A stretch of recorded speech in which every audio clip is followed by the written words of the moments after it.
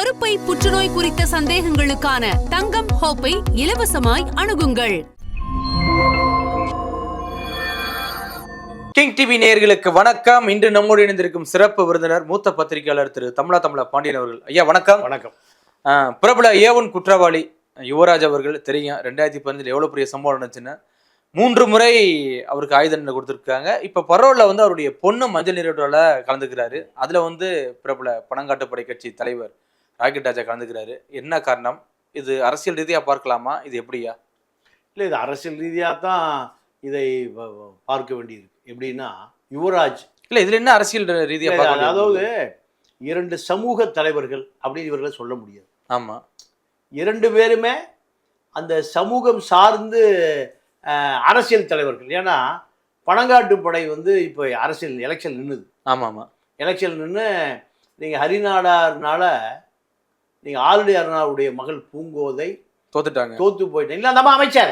கண்டிப்பா அந்த அம்மா அமைச்சர். நீங்க நாடார் சமூகத்துக்கான அரசியல் தான் பணங்காட்டு படை. இந்த பணங்காட்டு படை ஒரு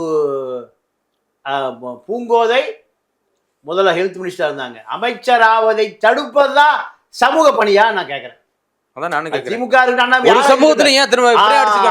அதுதான் எல்லா நாடார் சமுதாயம். ஆமா, ஹரி நாடார் அங்க நிக்கலினா, இப்ப அவர் பெங்களூர் ஜெயில இருக்கார்.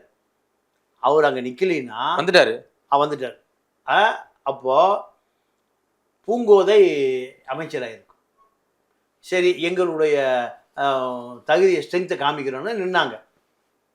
இந்த வாக்கு வங்கி நாடார் சமூகத்திலிருந்து ஒரு அமைச்சராவதை தடுத்திருக்கு. அது அங்க இந்த தமிழ்நாட்டினுடைய மேற்கு பகுதி, இங்கே கொங்கு வேளாளர் சமூகம் அடர்த்தியாக உள்ள பகுதி. இந்த கரை, எந்த கரை?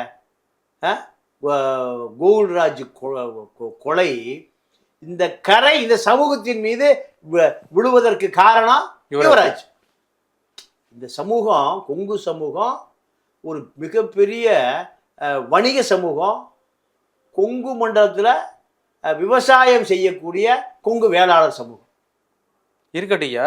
இல்லை, அப்போ இந்த சமூகத்திலிருந்து யுவராஜ் செய்த அந்த கொலை அந்த சமூகத்தின் மீது விழுந்த கரையாக பார்க்கப்படும். அவரு இல்ல, நீங்க கரையா பாக்குறீங்க. ஆனா இன்னைக்கு வரவேற்பு அவ்வளவு இதா இருக்கு ஐயா. பிஜிஎம் போடுறாங்க, தலைவனுங்கிறாங்க. நீங்க ஒவ்வொரு சமூகத்துக்கும் ஒரு சிறப்பு இருக்கு. நீங்க தீரன் சின்னமலையுடைய வரலாறை யாரும் மறக்கவே முடியாது. ஆங்கிலேயன் காலத்துல ஆங்கிலேயனுக்கு நீங்க கண்ணில் விரலை விட்டு ஆட்டினவர். அதே பேர் தான் உருவ வச்சிருக்காரு தீரன் சின்னமலை. அது இருக்கட்டும், பேரமைப்பு அவருடைய தியாகம் என்ன? பிரிட்டிஷ் படம் கேட்குறான், யார் நீ?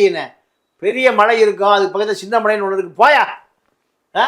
அவர் தீரன் சின்னமலை எப்படி பேர் வந்தது? நீ யார் நீ எந்த குறுநில மன்ன, எந்த சமஸ்தானம், உன்னுடைய அடையாளம் என்ன? என் மக்களை புரியாத, என் மக்களை வரி கேட்காத, என் மக்களை அடிமைப்படுத்தாத. நீ என்னுடைய மக்கள்கிட்ட வரி வசூல் செய்து கொண்டு போகிற நெல் தானியம் இதெல்லாம் அடித்து பிடுங்கி யாருக்கு கொடுக்கறது? மக்களுக்கு கொடுக்கறது. இதுதான் தீரன் சின்னமலை செஞ்சது. அப்போ அந்த சமூகத்தை அவர் காப்பாற்றியிருக்கார். அந்த சமூகத்திலிருந்து ஆங்கிலேயர் திருடி கொண்டு போன, கொள்ளையடித்து கொண்டு போன வளங்களை பூரா திருப்பி அந்த மக்களுக்கே சேர்த்தவர் தான் தீரன் சின்னமலை. அப்போ ஆங்கிலேய படை யாருக்கு பயந்தது? தீரன் சின்னமலைக்கு பயந்தது. இந்த சமூகத்துக்கு என்னுடைய பாதுகாவலர் வந்திருக்கார். அதனால இன்னைக்கு வரைக்கும் கொண்டாடுறோம். ஆனால் யுவராஜனுடைய செயல் அப்படியா இருக்கு. அப்போ இங்க யுவராஜ், அங்க ராக்கெட் ராஜா 2 பேரும் மஞ்சள் நீராட்டு விழாவில் கலந்து கொண்டதை நம்ம அரசியல் ரீதியாக தான் பார்க்க வேண்டியிருக்கு. பரோல்ல வந்திருக்காரு யுவராஜ். மகளை கட்டி தழுவி ஒரு தந்தைக்கான பாசம் வாஸ்தவம் தான். ஆனால் அப்பா பார்த்தா அந்த பாசம் அழுகுது, அந்த பொண்ணு அழுகுது. ரைட், அது இயற்கை தான். ஏன்னா ஒரு குழந்தை வளர்கிற பொழுது தாய் இருக்குன்னு தகப்பனும் இருக்கு. தாயில் சிறந்த கோயில் இல்லை, தந்தை சொல்லும் மிக்க மந்திரமே இல்லை. தந்தையே இல்லாமல் ஒரு குழந்தை வளர்ந்ததுன்னா அது மிகப்பெரிய பாவம். எலி குட்டி போட்டா கூட தாயிலி இருக்குது. ஆனை குட்டி போட்டாலும் ஆனை குட்டியை கூட்டிட்டு போகுது. இதெல்லாம் இயற்கையா மனிதர்களுக்கு அமைந்த வரம் இது. அதே போல கோகுல்ராஜுடைய தாயும் நிலைமைன்னு நினைச்சு பார்க்கணுமா இல்லையா? கண்டிப்பா. அந்த கொலை எப்படி கொடூரமா நடந்தது, நாக்கு அறுக்கப்பட்டு கடத்தப்பட்டு உயிரோட ரயில் தண்டவாளத்தில் போட்டு.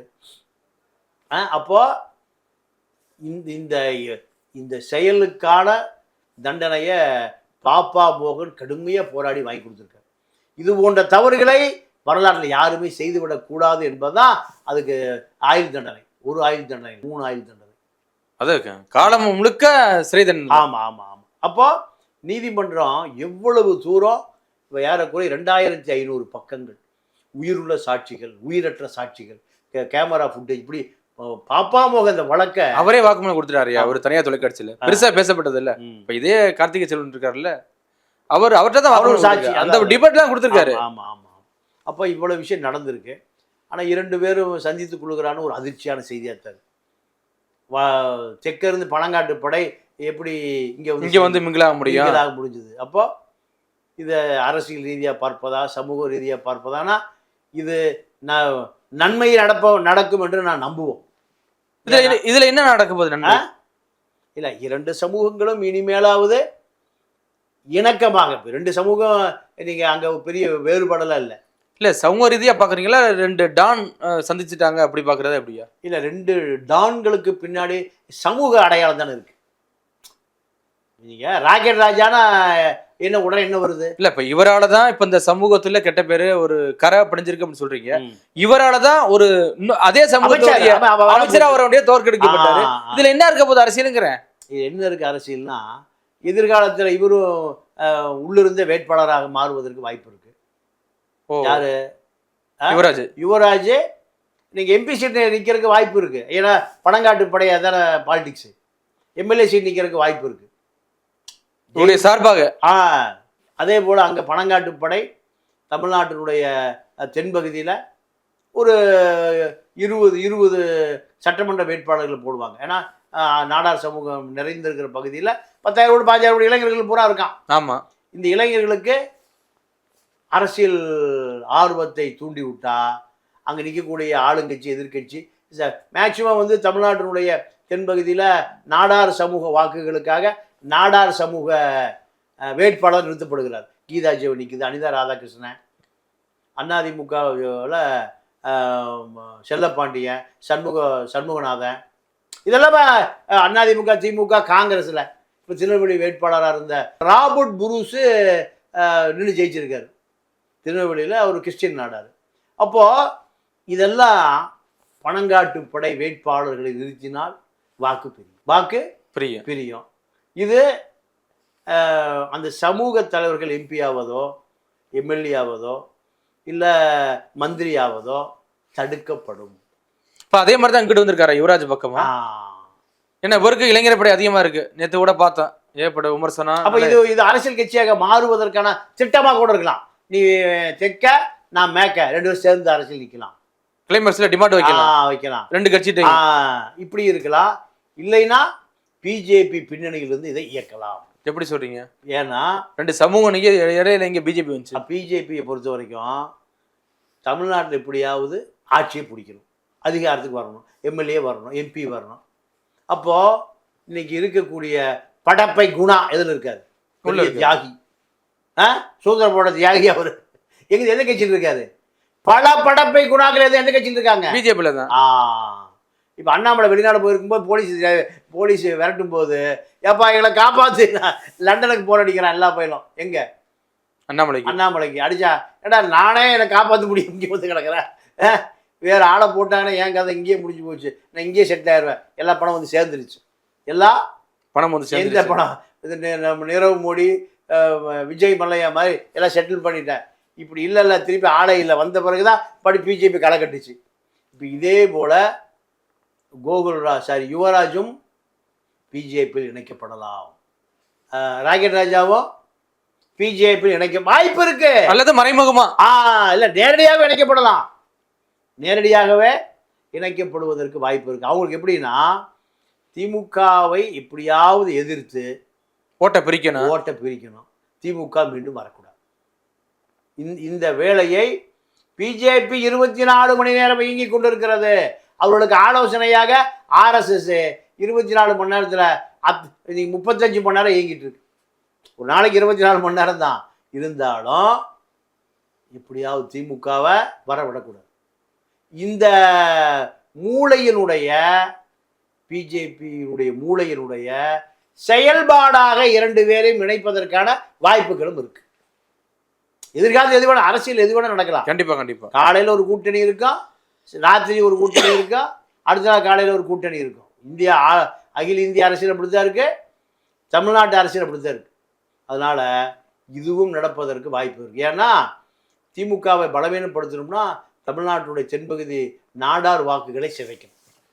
ஒரு பூங்கோதையை தோற்கடித்ததை போல பல பூங்கோதைகளை, பல ராபர்ட் புரூஸ்களை, பல அனிதா ராதாகிருஷ்ணன்களை தோற்கடிப்பதற்கான வாக்கு எங்க இருக்கு? பணங்காட்டு படைட்டு இருக்கு. 5000 ஓட்டு 10,000 2000 3000 ஓட்டு ஜெயிக்கிற எத்தனை வேட்பாளர் இருக்காங்க எம்எல்ஏக்கள். ஆமா. அப்போ இதுல 5000 ஓட்டு வாங்கினா என்ன 300 ஓட்டு ஜெயிச்ச வேட்பாளர் இருக்காங்க. இதே சென்னையில சத்யா 74 ஓட்டு தான் தோத்தாரு கருணாநிதிட்ட. அப்போ அது உண்மையாவே ஜெயிச்சது சத்யா. கோபாலபுரத்தில் போன் தமிழ்நாடு முழுக்க நாங்கள் ஜெயிச்சிட்டோம், நீ ஒரு ஆள் ஜெயிச்சு என்ன பண்ண போற சென்னையில் எதிர்த்து போனாரு. இதுதான் உண்மை. எடப்பாடிக்கு அது தெரியும்.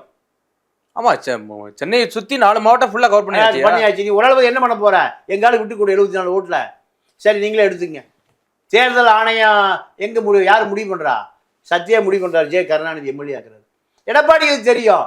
எடப்பாடி ஒன்றும் பண்ண முடியாது. சத்யா விட்டா சத்யா எடப்பாடியே காப்பாற்றி கொண்டு இருக்கிறார். எங்க அண்ணா நகர் மோகன் கார்த்திக் உட்கார்ந்து சபரீஷ்கிட்ட சொல்லி யார எடப்பாடியுடைய அத்தனை தரகு வேலைகள் எங்க நடக்குது? சத்யா மூலம் அண்ணா நகர் கார்த்திக்கு மோகன் வீட்லையும் தான் சபரீஷன் அங்கதான் பேசி சமரசம் செய்யப்படுகிறது. அப்போ இதுதான் அரசியல். எத்தனை பேருக்கு தெரியும் எடப்பாடி சத்யா தான் காப்பாற்றுறாங்க? அதே போலதான் ராக்கெட் ராஜாவும் யுவராஜும் யாரால் உருவாக்கப்படுகிறார்கள் என்பது நீங்க விடிச்சா தெரிஞ்சு போயிடும். கண்டிப்பா 2 நாள்ல தெரிஞ்சு போயிடும், ஒரு வாரம் தெரிஞ்சு போயிடும், தேர்தல் வருகிற போது தெரிஞ்சு போயிடும். அந்த இந்த நட்பு 2 பேருக்கு இருக்குங்கிற நட்பை அந்த மஞ்சள் நீராட்டு விழா வாழ்த்துகிற போதுதான் தெரியும்.